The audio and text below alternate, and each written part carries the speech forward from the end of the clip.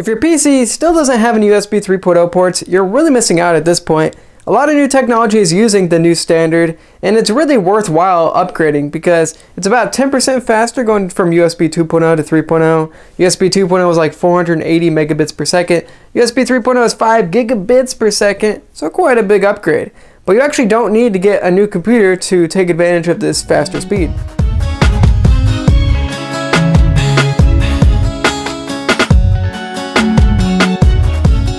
Yeah, really, all you need is this little inateck KT4005, which, as you see, has 4 USB ports on there. Basically just hooks into your desktop and everything. And on top of that, this KT4005 really isn't that expensive either. It's like less than 20 bucks.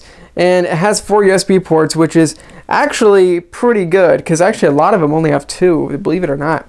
On top of that, installation of this card is basically as simple as you can possibly get.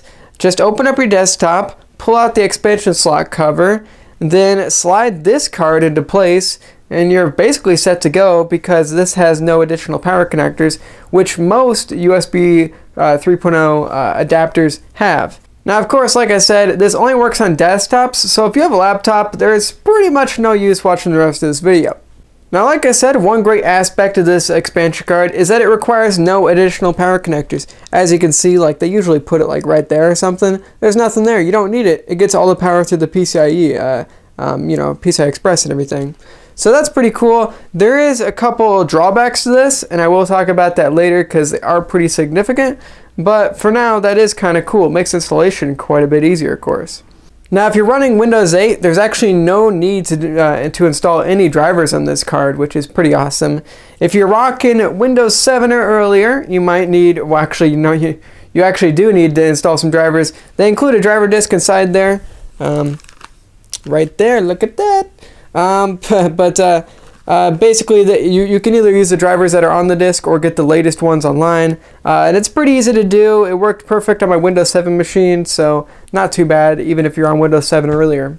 Transfer speed time! So for this test, I used my SanDisk Ultra Plus 128GB SSD. I used that in the inateck enclosure that I unboxed last week. Basically the same results that I showed in that review. I got 250 megabytes per second, let's see, I guess write going onto the SSD, and 700 megabytes per second read going off the SSD.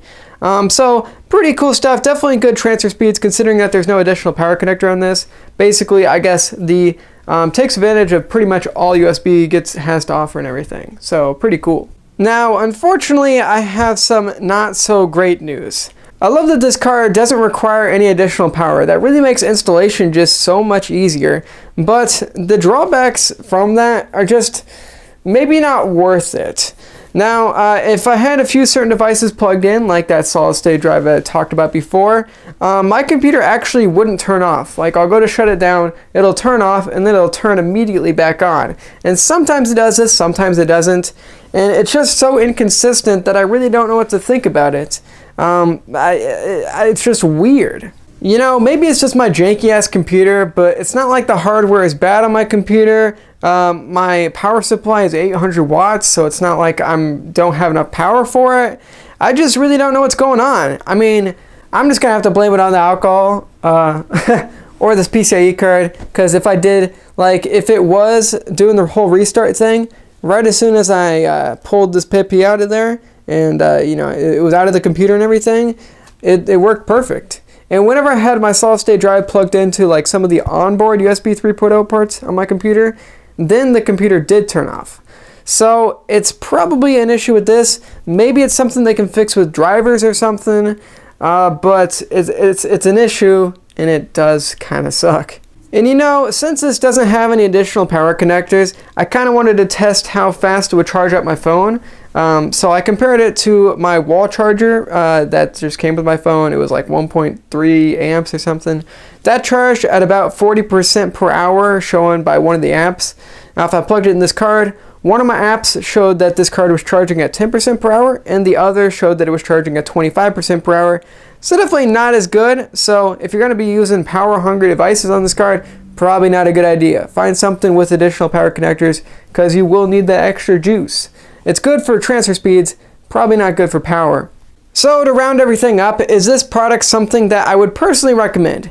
You know, considering the price and the transfer speeds and everything, I would recommend this device. It works pretty well, and installation is easy. It's not that expensive. It is a good device, but the thing about it turning off every once in a while, or like not allowing my computer to turn off.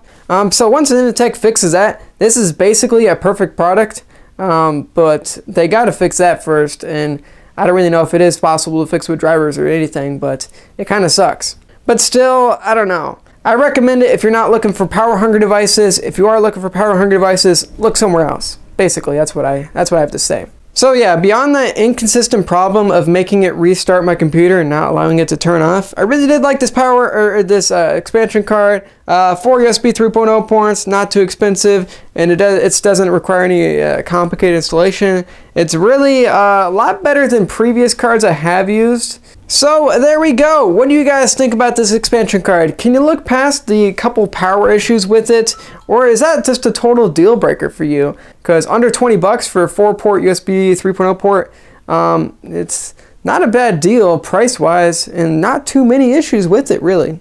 And also, just so you guys know, inateck did send me this product for review. As always, I wasn't bought into making this review or anything. Of course, they gave me this product to review. I wasn't bought into, doing this. They didn't actually give me any money or anything. That kind of bullshit will never happen on this channel. I guarantee that. And really, if I was bought into this review, I would totally leave out that power issue. But, I contacted inateck about it. They've never heard about this issue before.